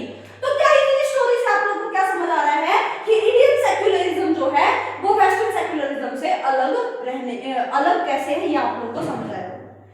इसीलिए बोलती हूँ भारत देश अच्छा है, बहुत अच्छा है। आप लोगों को कॉन्स्टिट्यूशन, संविधान बहुत सारी अच्छी चीजें भी बताता है, लेकिन उसको फॉलो करना आज के टाइम पर बहुत मुश्किल हो रहा है मुश्किल। तो अब आपको समझ आया होगा कि इंडियन और वेस्टर्न जो है वो अलग अलग कैसे है धर्मनिरपेक्षता यानी सेक्युलरिज्म के मामले में। तो ये बात आप लोग याद रखना है, सारी चीजें आप लोग उसके साथ बताओगे। आर्टिकल्स का नाम आप लोग लोगे भाई, आर्टिकल्स अनुच्छेद, हमारे संविधान का जो अनुच्छेद है आर्टिकल 25 to 28 में, इसमें हमारे पास अपने धर्म में बने रहने की आजादी दी गई है कि हम अपने धर्म को प्रमोट भी कर सकते हैं, सारी चीजें जो है पंडाल लगा के ये सारी चीजें कर सकते हैं, ये सारी चीजें। हाँ, एक आता है आर्टिकल 51, क्या आता है आर्टिकल 51A, इसमें भी आप लोग को धर्म के बारे में बातें की गई हैं, तो आप लोग इनमें चीजों को डालोगे। उसके बाद आप लोग बोलोगे, कंक्लूजन क्या निकलेगा आप लोग का, कंक्लूजन निकलेगा कि धर्मनिरपेक्षता अच्छी है अगर हम लोग राज्य को अलग रखते हैं, लेकिन अगर दंगे फसाद होना स्टार्ट हो जाए, देश में अशांति फैलना स्टार्ट हो जाए, तो क्या होगा कि भाई अब दंगे फसाद हो रहे हैं, देश में शांति नहीं है, तो क्या करेगा हमारा इंडिया जो है उसके बीच में घुसेगा भाई, भारत देश जो है वो उस मामले के बीच में घुसेगा और उसको सुलटाएगा। तो यहाँ पर क्या पॉजिटिव वे में चीजें जा रही है। अब लेकिन अगर हम अमेरिका की बात करते हैं तो वहां पर वो इंटरफेयर नहीं करेगी, चाहे मर लो कट लो कुछ भी कर लो। तो यहाँ पर क्या है, नेगेटिव जा रहा है, ये क्या जा रहा है, नेगेटिव जा रहा है। तो इसका अच्छा कंक्लूजन आपको लिखना है, क्या लिखना है, इसका अच्छा कंक्लूजन आपको लिखना है, क्या होगा ये बात आप लोगों को याद रखनी है। क्या आपको थर्ड क्वेश्चन समझ आया, सेक्युलरिज्म के बारे में समझ आया? अगर आपको समझ आया तो अब हम चलेंगे फोर्थ क्वेश्चन के बारे में, फोर्थ क्वेश्चन के लिए। तो अब मैं इसको इरेज कर रही हूँ, अगर आप लोग कुछ लिखना चाहते हो तो लिख सकते हो, ठीक है। हाँ जी, अब आता है फोर्थ। भाई गला बैठ गया, लेकिन फिर भी हम मेहनत करेंगे तभी तो चलेगा ना भाई। युद्ध है तो युद्ध को जारी रखें, और अगर आपने इस फील्ड में कदम उठा लिया है तो ये सोच के चले करके रहना है, कुछ भी हो जाए इसको पार करके रहेंगे और इस लेक्चर में बने रहेंगे। तो अब हम चलते हैं क्वेश्चन नंबर 4 पर। क्वेश्चन नंबर 4 भी जो है भाई, क्वेश्चन नंबर 4 भी सेम ही है, मैं आपको बस होमवर्क दे रही हूँ, इसको ये आपको खुद करोगे। सेक्युलरिज्म को क्वेश्चन नंबर 4 जो आपको होमवर्क दे दूं, मेन क्वेश्चन में आपको क्या है, evaluate the role of state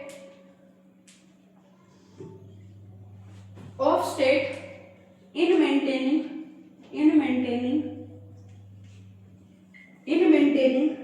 religious harmony in India, religious harmony in India।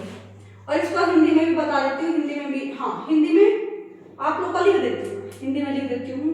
ये क्या है भी, भारत में धार्मिक सौहार्द बनाए रखने की, सौहार्द बनाए रखने की राज्य की भूमिका का मूल्यांकन कीजिए। राज्य की भूमिका का मूल्यांकन कीजिए।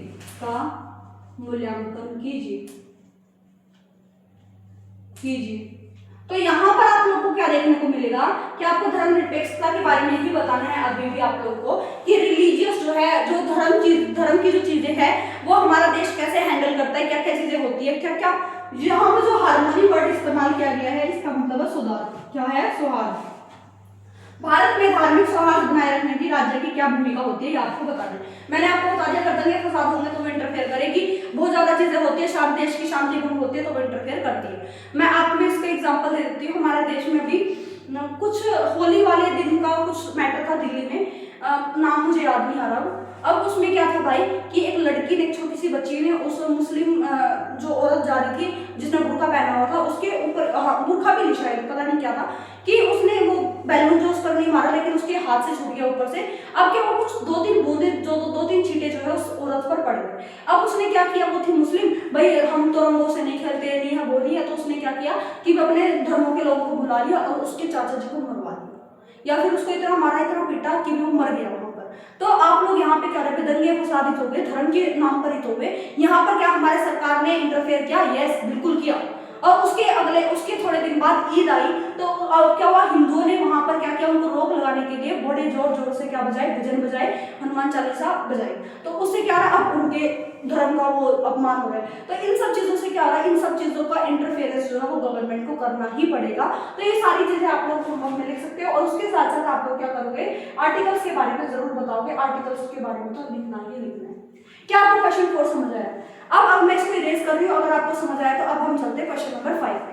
मैं आपको समझा दी है कि कैसे कैसे चीजें करनी है, क्या क्या करना है, लेकिन करना आपको ही। जब तक आप लोग नहीं करोगे तब तक होगा नहीं कुछ भी, ठीक है।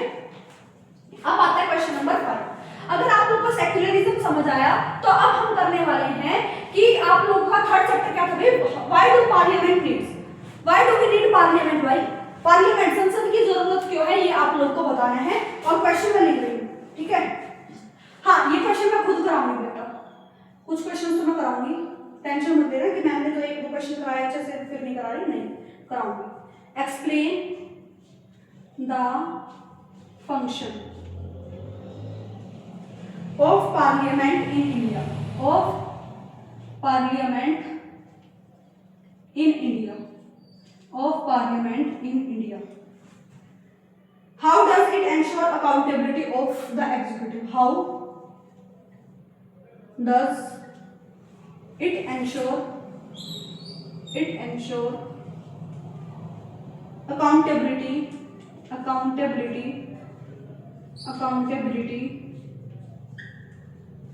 of the executive, तो इस बात को हम लोग देखते हैं, ठीक है।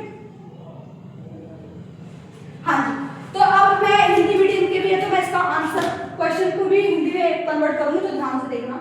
एक्सप्लेन, वर्णन करिए कि द फंक्शन ऑफ पार्लियामेंट, कि पार्लियामेंट जो हमारी संसद है उसके क्या क्या फंक्शन है, क्या क्या कार्य है हमारे इंडिया में, भारत में जो पार्लियामेंट बनी हुई है, संसद बनी हुई है, उसके क्या क्या कार्य है उसको वर्णन करिए। और हाउ डज इट एंश्योर, और ये कैसे एंश्योर करती है एग्जीक्यूटिव अकाउंट, कार्यपालिका ठीक से काम कर रही है या नहीं, ये कैसे एंश्योर करती है बताओ। अब मुझे बताइए पार्लियामेंट जो है, पार्लियामेंट को क्या माना जाता है भाई, इसको माना जाता है हार्ट। क्या माना जाता है? हार्ट। हमारे देश का, हमारे संविधान का क्या माना जाता है? हार्ट माना जाता है पार्लियामेंट। यहीं पर हमारे जो भी देश के जितने भी रूल्स बने हैं, जितने भी लॉज कानून बने हैं, वो सारे के सारे हमारे पार्लियामेंट में ही बने हैं। अब अगर पार्लियामेंट ने कुछ गलत डिसीजन ले भी लिया तो यहाँ पर भी जुडिशरी आ जाएगी, लेकिन हम अगले चैप्टर में ही पढ़ेंगे उसको। लेकिन अब मैं आपको क्या बताने की कोशिश कर रही हूँ कि पार्लियामेंट क्या कर रही है, पार्लियामेंट में जो लेजिस्लेटिव है, एग्जीक्यूटिव है, वो क्या कर रही है भाई, वो लेजिस्लेटिव असेंबली, लेजिस्लेटिव जो है वो क्या करेगी, कानून बनाएगी। उसके बाद एग्जीक्यूटिव उसको कानून को बना दिया, अब उस कानून को लागू करवाने का काम होगा एग्जीक्यूटिव का। और पार्लियामेंट यही देखती है कि वो कानून अच्छे से लागू हुआ या नहीं हुआ, अगर कुछ प्रॉब्लम है तो क्या है, ये बात आप लोगों को देखनी है। क्या इतनी बात समझ आती है कि पार्लियामेंट क्या है? तो आप लोगों को पार्लियामेंट की डेफिनेशन, अगर फंक्शन पूछे हुए थे तो बाद में बताओगे, तो पार्लियामेंट बताना भी हार्ट है हमारे देश का, और पार्लियामेंट बहुत ज्यादा जरूरी है। संसद जो है वो हमारे देश के लिए बहुत ज्यादा जरूरी है। हमारे संसद हमारे लिए, संसद में हमारे देश के लिए, हमारे देश के लिए कानून बनते हैं, देश के लिए कानून बनते हैं, कानून बनते हैं और उसको लागू करवाए जाते हैं, कानून बनते हैं और उसको लागू करवाया जाता है, और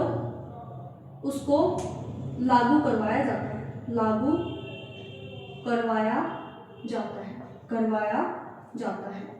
ठीक है, तो ये है पार्लियामेंट हमारी। पार्लियामेंट संसद आप लोगों को समझ आएगा। और यही पर पार्लियामेंट में शून्य, ये जो है 11 से 12 के बीच में, 11 PM से 12 नून के बीच तक, ये जो 1 घंटा जो 1 आवर होता है, यहाँ पर क्या चलती है, बहस चलती है। क्या चलती है?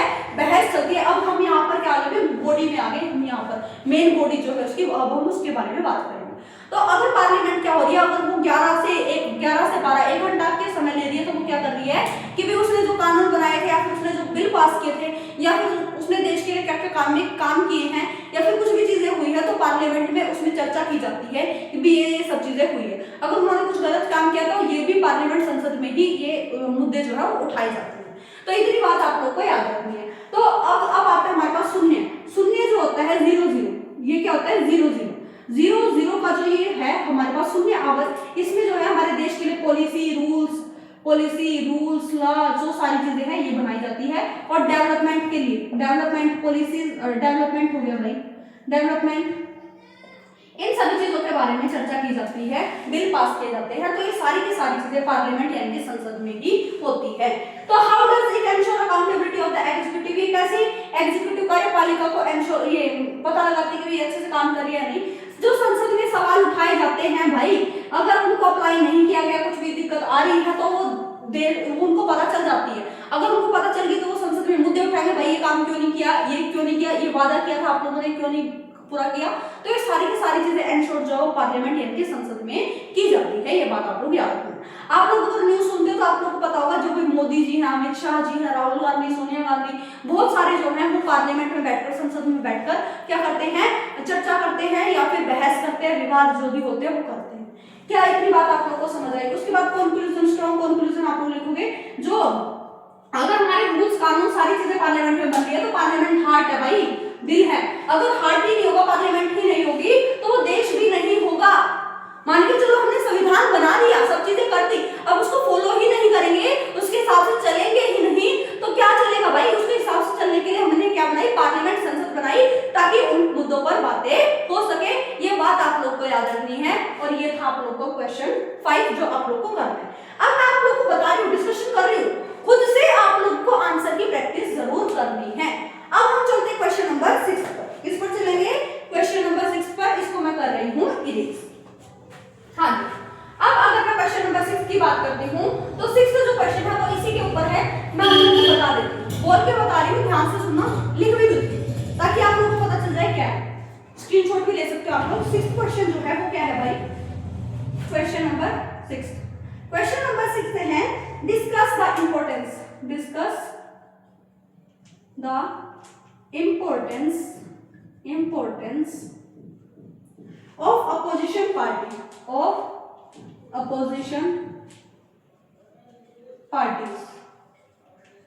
अपोजिशन पार्टीज का इंपॉर्टेंस आप लोग को बताना है इन अ पार्लियामेंट्री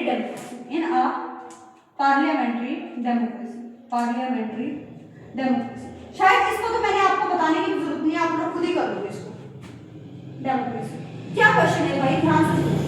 इसमें क्या बोला गया है कि आपको बताना है जो अपोजिशन पार्टीज होती है वो क्या कैसे महत्वपूर्ण भूमिका निभाती है भाई। अगर सरकार कुछ गलत काम कर रही है, अगर उसको टोका नहीं गया, उसको लिमिट नहीं किया गया, तो कैसे काम चलेगा भाई।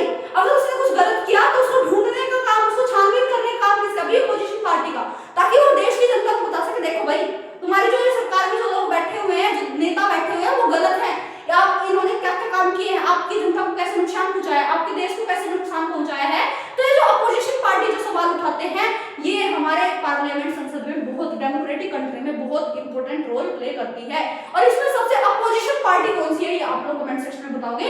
हमारे देश की सबसे बड़ी अपोजिशन पार्टी कौन सी है ये आप लोग कमेंट सेक्शन में जरूर बताएं। अब आता है हमारे पास क्वेश्चन नंबर 7। अब हम आ जाते हैं चैप्टर नंबर 4 पर जिसका नाम है जुडिशरी। क्या नाम है ये जुडिशरी की, अंडरस्टैंडिंग लॉज, कानून के बारे में भी तो बताना है। अब आप लोगों ने देखिए पार्लियामेंट में कानून बनते हैं, अब कानून कैसे कैसे होते हैं, क्या क्या चीजें होती है ये भी आप लोगों को क्वेश्चन में ध्यान से पढ़ना है और मेंस आंसर राइटिंग में करना है। तो क्वेश्चन क्या है ध्यान से सुने, चैप्टर नंबर 4 है अंडरस्टैंडिंग लॉज, उसमें क्वेश्चन है आपके लिए laws are essential for protecting citizens, for protecting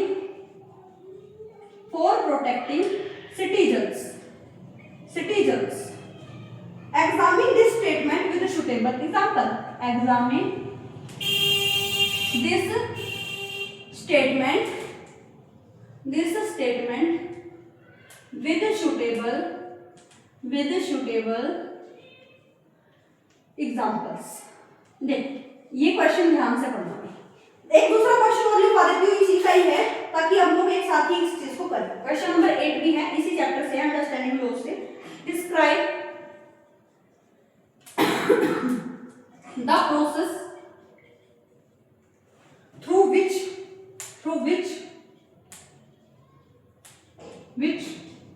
a bill becomes a law in India. A bill becomes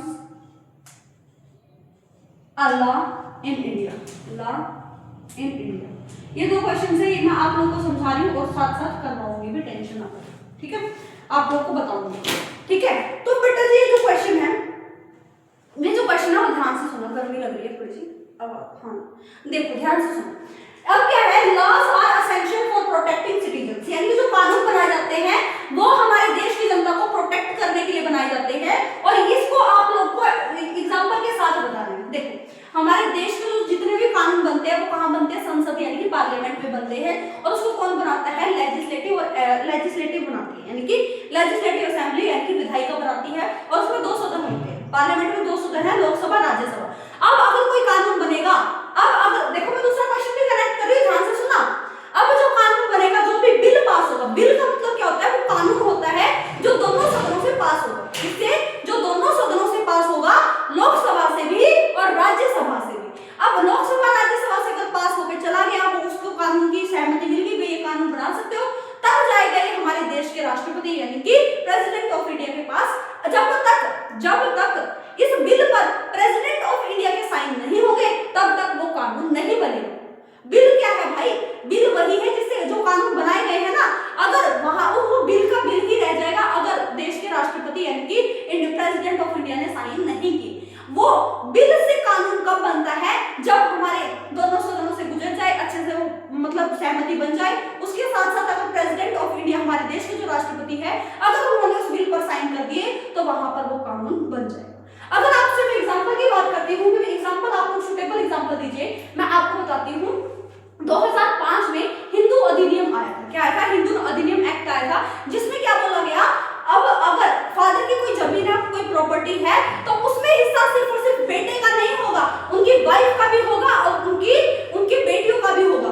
तो अब क्या होगा, बेटे बेटियों वाइफ तीनों का हिस्सा जो है वो हिंदू अधिनियम एक्ट के दौरान था। पहले क्या होता था भाई, लड़के ही फादर की जो प्रॉपर्टी में वो हिस्सा ले पाएंगे या फिर उनको मिलेगा। लेकिन अब जब 2005 में एक्ट हुआ तो वो क्यों किया गया? क्या होता है भाई, ससुराल में अभी मायका तुम्हारा घर है, तुम्हारे घर वालों ने क्या सिखाया, मायके में गए भैया तो तुम्हारा ससुराल घर है। भाई घर तो कोई सा भी नहीं है ना, घर तो लड़कियों का कोई भी नहीं है। तो यहाँ पर अगर मान के चलिए उसका, उस लड़की का, उस महिला का अगर डिवोर्स हो जाता है, मान के चलिए कि तो वो कहाँ रहेगी भाई? घर वाले तो नहीं रखेंगे, मायके वाले भी नहीं रखते हैं भाई, ससुराल अपने ससुराल में जाओ। अब ससुराल वालों ने निकाल दिया, अगर उन्होंने डिवोर्स ले लिया तो वो कहाँ जाएगी, कहाँ पर सहारा लेगी? तो उसके लिए अगर वो अपने पिता की प्रॉपर्टी से हिस्सा मांग रही है तो वो कानूनी तौर पर उसको देना पड़ेगा। तो यहाँ पर ये जो कानून एक्ट जो लागू किया गया, जो बिल पास किया गया, देश के राष्ट्रपति ने भी साइन किए, दोनों सदनों से भी लेकर गुजरा ये सब चीजें, तो ये हमारे देश की जनता के भले के लिए ही तो था। क्या उन महिलाओं के लिए भले के लिए नहीं था ना? इसी अब अगर मैं बात करती हूँ एक और कानून एक्ट की, अगर मैं बात करती हूँ घरेलू हिंसा। घरेलू हिंसा का नाम आप लोगों ने सुना होगा। अब इसमें क्या होता है कि कोई भी पुरुष, किसी भी फैमिली, किसी भी परिवार से अगर कोई पुरुष किसी भी महिला को पीटता है, प्रताड़ना करता है या फिर उसको मेंटली टॉर्चर करता है, तो ये किस में आता है? घरेलू हिंसा में आता है।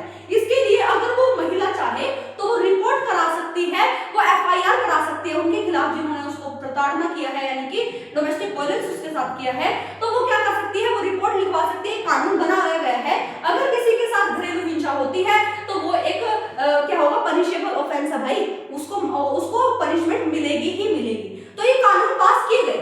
तो ये कानून पास कैसे किए गए? दोनों सदनों से आए, दोनों हाउसेज से आए, लोकसभा राज्यसभा।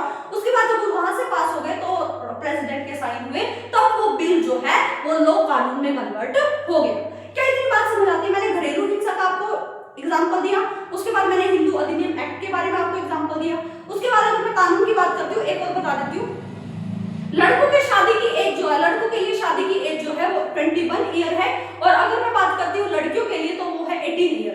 तो आप लोग देखिए जो मैरिज जो लॉ बनाए गए हैं, कानून बनाए गए, वो भी तो सरकार की तरफ से ही है भाई, वो भी तो पहले बिल थे, तब जब राष्ट्रपति जी के साइन हो गए, दोनों सदनों से लेकर गुजर चुके हैं, तब क्या बना? वो एक कानून बना और ये लागू करवाया गया। अगर मैं उससे आगे भी कोई बात करती हूँ तो जो वोटिंग जो अधिकार है वो सभी को है, ये बात आप सभी को पता है, लेकिन कितनी एज तक के जो है इंसान जो वोट कर पाएंगे या फिर उससे नीचे वाले वोट नहीं कर सकते, तो ये भी एक कानून है, ये भी एक लॉ है जो हमारे संसद में ही पास किया गया है। क्या अब आप लोग पे दोनों क्वेश्चन में करने में कोई प्रॉब्लम आएगी?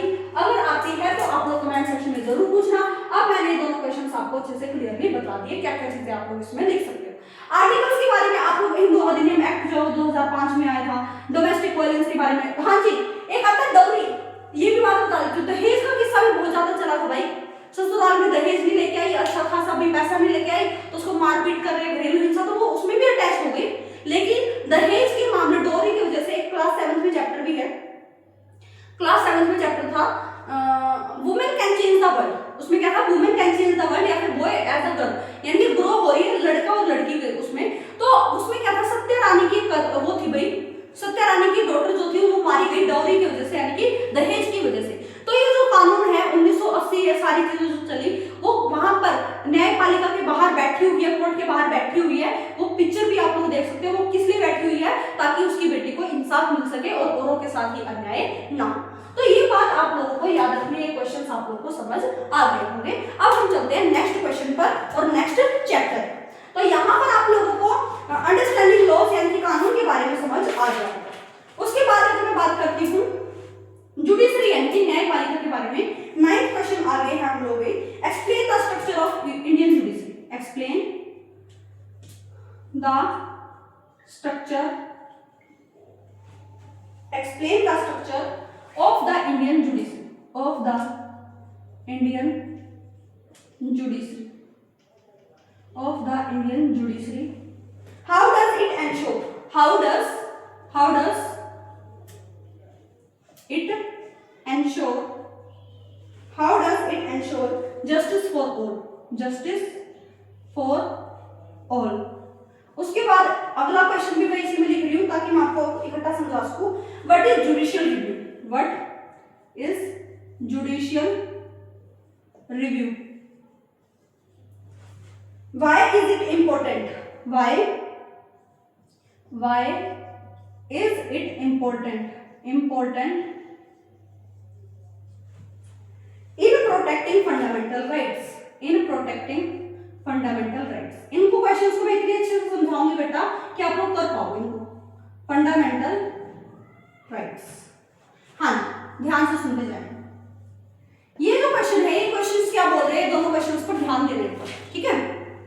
क्वेश्चंस क्या है भाई, भारत की जो न्यायपालिका है उसको क्या करना है, स्ट्रक्चर को एक्सप्लेन करना है आप लोगों को, और वो एक सभी के लिए जस्टिस कैसे करती है ये भी बताना। अगर मैं स्ट्रक्चर की बात करती हूँ तो वहां पर 3 लेवल्स ऑफ जो है वो कोर्ट होते हैं हमारे, ऐसे होते हैं, आप लोग बता सकते हो। सबसे नीचे जो आता है वो क्या आता है हमारे पास, सबऑर्डिनेट कोर्ट आता है, सबऑर्डिनेट या फिर डिस्ट्रिक्ट कोर्ट। जिला जो कोर्ट होती है, जिला जो न्यायपालिका होती है उसमें आप लोग जा सकते हो। देन उसके बाद आप लोगों के पास आता है राज्य सरकार पर, क्या होती है हमारे पास,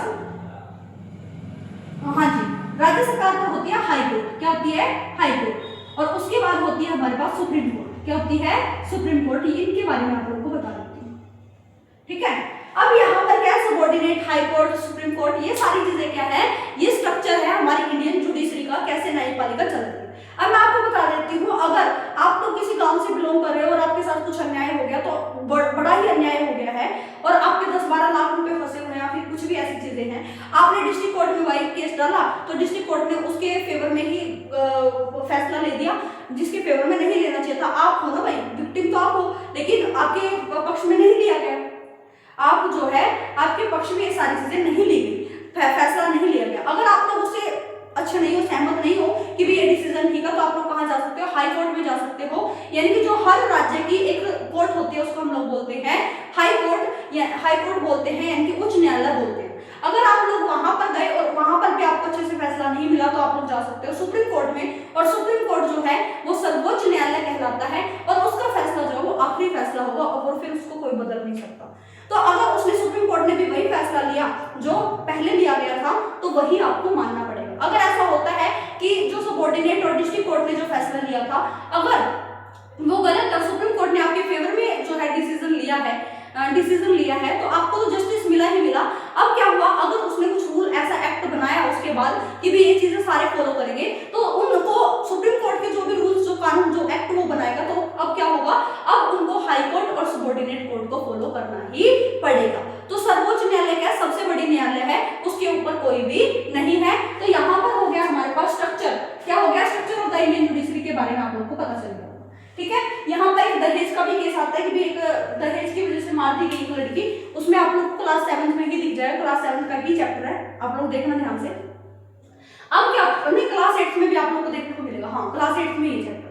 अब आप लोग को देखने को मिलेगा भाई कि भाई एक उसको मार दिया गया, उस महिला को मार दिया गया दहेज के कारण, तो अब वो डिस्ट्रिक्ट में गया, उसमें स्टेट ये हाई कोर्ट में गए थे, उसके बाद सुप्रीम कोर्ट में, फिर उसके बाद क्या हुआ, उनको उम्र कैद की सजा भी मिल गई जिन्होंने क्या किया था, गुनाह किए थे, यानी कि क्राइम्स किए थे। तो यहाँ पर आप लोग को देखने को क्या मिला, अगर आपको फैसला अच्छे से नहीं लगता है, इन्होंने डिसीजन ठीक नहीं किया, तो आप लोग सुप्रीम कोर्ट में भी अपील डाल सकते हो, यानी कि PIL डाल सकते हो, पब्लिक इंटरेस्ट लिटिगेशन डाल सकते हो। ये बात आप लोग को याद रखनी है। क्या वो एंश्योर करेगी जस्टिस फॉर ऑल, सभी के लिए? यस, बिल्कुल करेगी।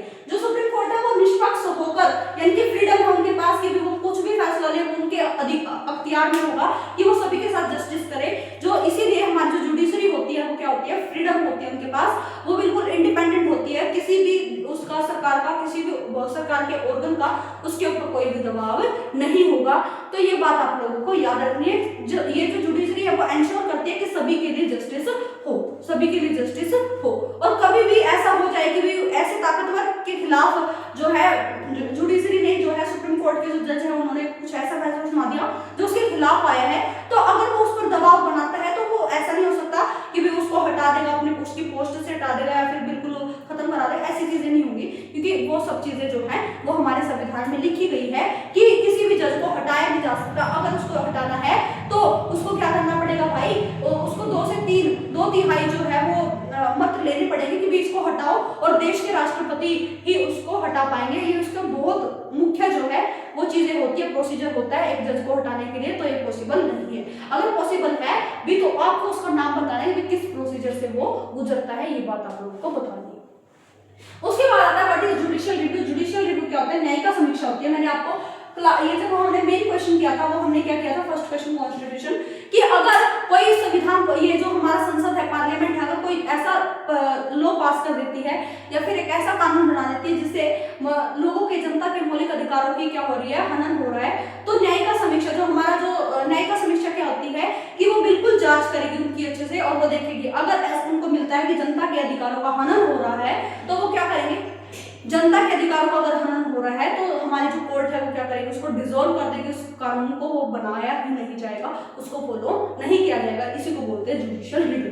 क्या बोलते हैं, judicial review. Why is it important in fundamental rights, ये किस लिए जरूरी है भाई जुडिशियल रिव्यू, ताकि लोगों के फंडामेंटल राइट्स यानी कि मौलिक अधिकारों का हनन ना हो, ये बात आप लोगों को याद रखनी है। अगर आपको ये क्वेश्चन समझ आए तो आप खुद इसकी क्वेश्चंस की प्रैक्टिस करें।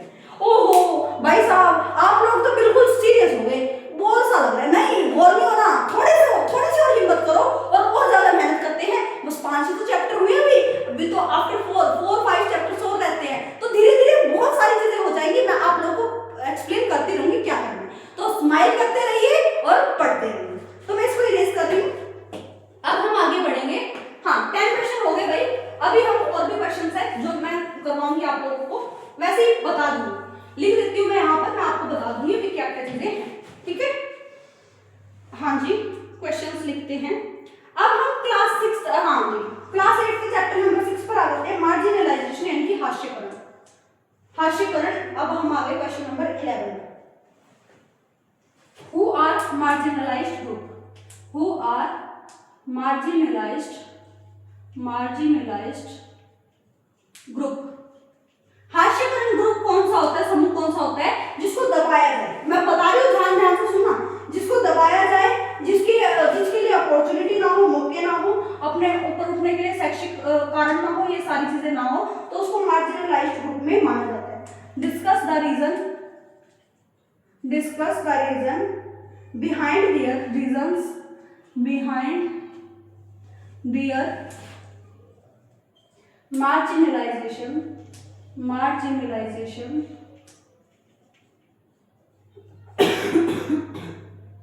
in India।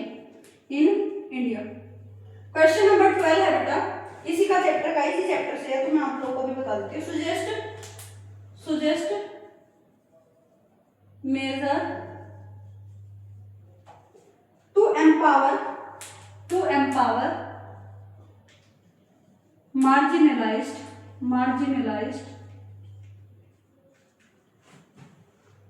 communities in India। उसके बाद आता है आपके पास क्वेश्चन नंबर 13। सारी चीजें बताऊंगी, ध्यान से सुनते जाना। अब जो आपका नेक्स्ट चैप्टर आता है वो आता है कन्फ्रंटिंग मार्जिनलाइजेशन। कौन सा आता है, कन्फ्रंटिंग मार्जिनलाइजेशन, यानी कि हास्यकरण से कैसे निपटोगे, उसकी मेंस आंसर राइटिंग भी मैं यहीं पे कराऊंगी। क्वेश्चन सभी आपको लिखवा रही हूँ, ध्यान से लिखते चले और समझते चले कि कैसे करना है। Examine the role of laws such as the SC ST Act in preventing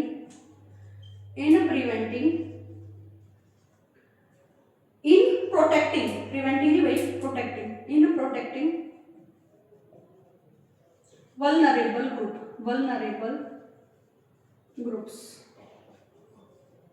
उसके बाद आता है आपके पास क्वेश्चन नंबर 14 इसी चैप्टर का, how do fundamental rights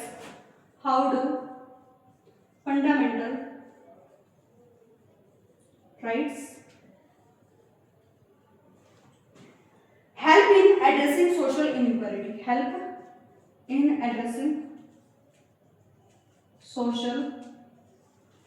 inequality, inequalities. इनको क्वेश्चंस को मैं बता देती हूँ कि सेम से थे, इसलिए मैंने इकट्ठे लिखे।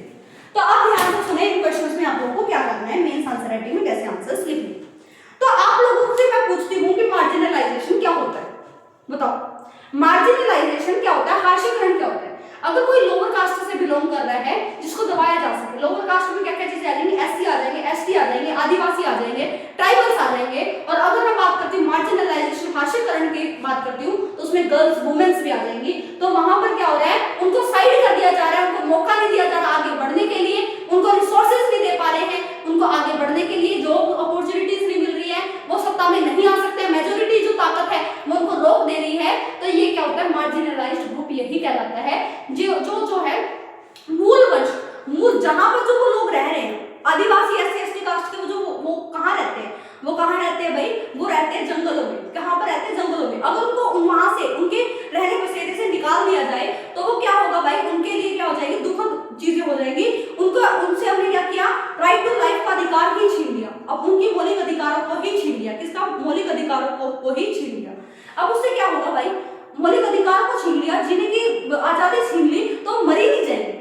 तो उन फॉरेस्टों में वो रहकर क्या कर रहे हैं भाई, जो फॉरेस्ट उनसे जो भी मिलता है पेड़ काट के या फिर जो भी चीजें फल फ्रूट जो भी चीजें मिलती है वो उनसे अपने क्या कर रही है, जीविकाएं चला रहे हैं। तो मार्जिनलाइज्ड ग्रुप वो होते हैं जो नीची कास्ट से बिलोंग करे या फिर नीची तबकों से बिलोंग करे, जिनको अपॉर्चुनिटी नहीं मिलती आगे बढ़ने की, जॉब्स के लिए या फिर कोई सीट जो हो उनके लिए कानून बनाए जाए, अच्छे कानून बनाए जाए, उनके लिए जो है जो चीजें नहीं होती उसी को मार्जिनलाइज्ड ग्रुप बोलते हैं।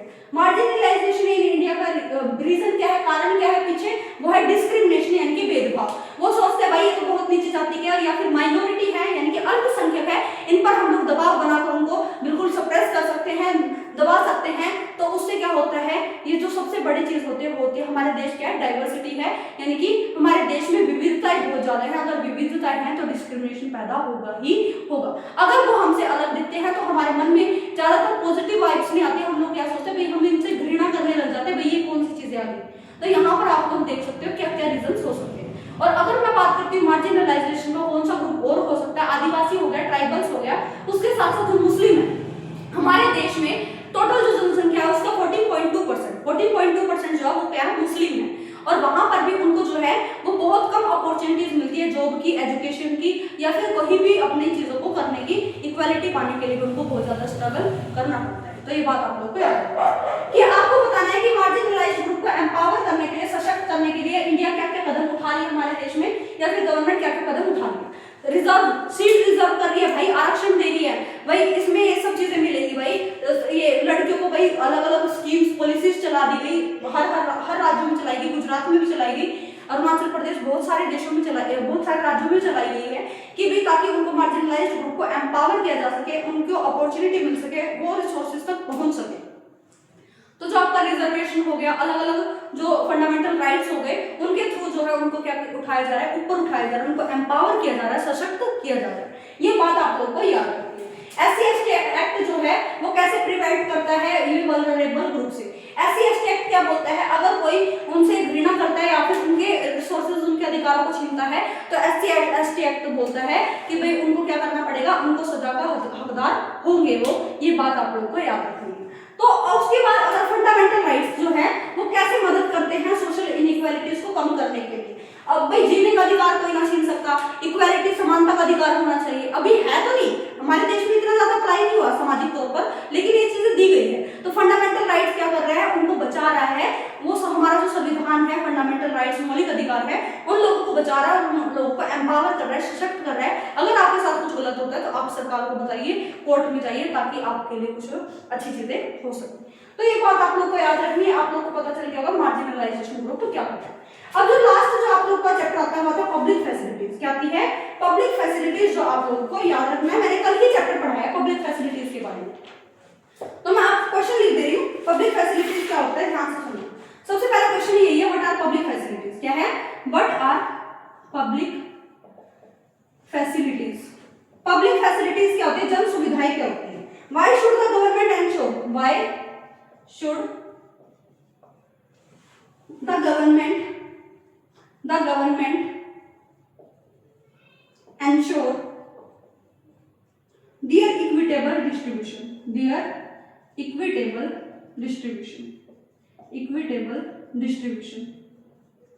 ठीक है। ये बात आप लोग को याद रखनी है। तो यहाँ पर आप लोग का जो चैप्टर्स है वो भी खत्म हो जाएंगे और एक ही दो क्वेश्चन रहते हैं, मैं कराती हूँ।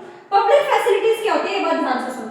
हाँ जी, रिलैक्स ना रहे, आप लोग ज्यादा हो गए सीरियस हो रहा, नहीं सीरियस नहीं होना, एक दिन रिलैक्स करो, रिलैक्स, लंबी लंबी सांसें लीजिए, कुछ देर और हिम्मत रखिए, ताकि आप लोग का ये पूरा जो वन शॉट लेक्चर है वो अच्छे से समाप्त हो सके, कंप्लीट हो सके, ठीक है। स्माइल रखिए मिल जाएगा। But are public facilities, public facilities क्या है, जिसकी ट्रांसपोर्ट की सुविधा, रोड होने चाहिए, इलेक्ट्रिसिटी होनी चाहिए, उसके बाद पानी यानी कि वाटर होना चाहिए, ये एजुकेशन होनी चाहिए, एजुकेशन में कॉलेज हो गई, स्कूल्स हो गए, तो ये सारी की सारी जो चीजें हैं इनको कंबाइन करके अगर हम देखते हैं तो उसी को बोलते हैं पब्लिक फैसिलिटीज।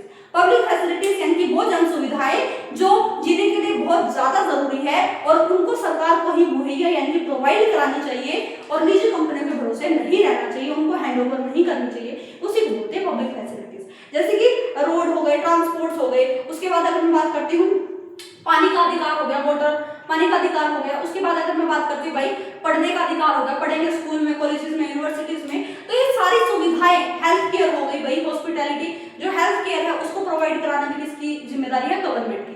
तो इसी को बोलते हैं पब्लिक फैसिलिटीज। और गवर्नमेंट को इक्विटेबल डिस्ट्रीब्यूशन करना चाहिए रिसोर्सेज का, ताकि सभी के पास वो जो है वितरण मतलब कि अच्छे संसाधन सभी के पास बराबर बराबर हो, ताकि वो अच्छे से उसका इस्तेमाल कर सके। तो ये बात आप लोग को याद रखनी है, यही आप लोग का क्वेश्चन था, क्वेश्चन नंबर 16। अब आते हैं हम लोग क्वेश्चन नंबर 16 पर। क्वेश्चन नंबर 16 जो है वो आपके लिए मैं होमवर्क छोड़ रही हूँ, ये सारे होमवर्क है वैसे तो आपके लिए, मैंने वैसे आपको पढ़ा दिया कि ये चीजें हैं। अब अगर मैं क्वेश्चन नंबर 16 की बात करती हूँ, वो है भाई आवर क्रिमिनल जस्टिस, हाँ ये तो हो जाएगा, लॉ एंड सोशल जस्टिस। हाँ जी, ये आता है आपके पास लेबर लॉज के बारे में आप लोग को बताना है और 150 से 200 वर्ड्स के बारे में लिखना है।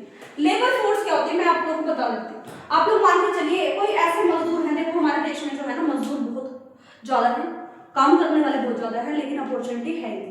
वो कम से कम दामों में भी काम करने के लिए तैयार हो जाते हैं, कम से कम रुपयों में, और उसके बाद भी उनके साथ क्या हो जाता है, एक्सप्लॉयटेशन हो जाता है, या फिर जितने पैसे उनको बोले गए थे उतने भी पैसे उनको नहीं मिलते हैं और उनका शोषण होता है। तो इसीलिए जो है गवर्नमेंट ने लॉज बनाए ताकि उनके एक प्रॉपर वेतन बोला गया कि ये इससे कम आप लोग नहीं दे सकते, इससे कम दिहाड़ी आप लोग नहीं दे सकते। तो ये सारे लॉज बनाए गए। और इसमें एक चीज आती है, भोपाल गैस त्रासदी जो है, भोपाल में जो है बहुत बड़ा इंसिडेंट हुआ था एक फैक्ट्री में, एक इंडस्ट्री में, जिससे बहुत सारे लाखों सैकड़ों लोग मारे गए थे और बहुत सारे लोग घायल भी हो गए थे, जिससे उनकी उस कंपनी की, उस फैक्ट्री वाले की लापरवाही देखी जाती है कि भी वो मजदूरों को कुछ समझ ही नहीं रहे, कीड़े मकोड़े समझ रहे हैं, वो क्या समझ रहे हैं भाई हो गया उनको क्या फर्क पड़ रहा है। उन्होंने उनकी सिक्योरिटी अच्छे से नहीं रखी और जिसकी वजह से ये सारी चीजें हुई। तो गवर्नमेंट ने कुछ स्टेप्स उठाए हैं कि भी ताकि उनको जो है एक्सप्लॉयटेशन ना हो सके, शोषण ना हो सके। तो इसके बारे में आप लोग को लिखना है। भोपाल त्रासदी के बारे में भी आप लोग को बहुत सारी चीजें बतानी है जो आप लोग को चैप्टर में मिल जाएंगी। तो यहाँ पर आप लोगों का जो कंप्लीट आप लोग का क्लास 8 की पॉलिटी थी उसमें हमने मेंस आंसर राइटिंग के क्वेश्चंस डिस्कशन किए कि आप लोग कैसे कैसी चीजों को आप लोग लिख सकते हैं। ये जो क्वेश्चंस है ये इनकी आप लोग अच्छे से प्रैक्टिस कीजिए, उसके साथ साथ आप लोग अपने पास से भी अच्छे अच्छे क्वेश्चंस दीजिए ताकि आप लोग प्रैक्टिस कर पाएं। और अब आप ये ना सोचिए मैम आपने जो मेंस आंसर राइटिंग की प्रैक्टिस कराई, प्रीलिम्स की तो कराई ही नहीं, तो इस बात की आप लोग टेंशन बिल्कुल ना ले, क्योंकि अब मैं कमेंट सेक्शन में जो भी आप लोग को दूंगी वो क्वेश्चंस प्रीलिम्स के होंगे जो आप लोग कमेंट सेक्शन में ही जवाब दोगे मैम इसका आंसर ये था। तो यहाँ पर हमारा जो वर्कशॉप जो लेक्चर था, जो हमारा मेन फोकस था वो हो गया कंप्लीट। उसके लिए अगर आपको ये लेक्चर अच्छा लगा है और आपको लगा है कि मैम ने आपका टाइम वेस्ट नहीं किया, कुछ अच्छी चीजें ही बताई हैं, तो आप लोगों को अगर आपको ये कॉन्सेप्ट क्लियर हुआ है तो चैनल को कर ले सब्सक्राइब, ताकि आपके पास अच्छे से ये लेक्चर्स आते रहे और अच्छे से और अच्छे टॉपिक आप लोगों के पास आते रहे और आप लोग भी बिना स्ट्रेस के आप लोग अपनी यूपीएससी की तैयारी कंटिन्यू रखें। तो उसके लिए मैं आप लोगों का धन्यवाद करती हूँ। अगर आप लोग को लेक्चर अच्छा लगा है, अगर लेक्चर अच्छा लगा है तो कमेंट सेक्शन में जरूर बताएं और जो क्वेश्चंस पूछे गए हैं उन क्वेश्चंस का भी कमेंट सेक्शन में जरूर जवाब दें। Thank you.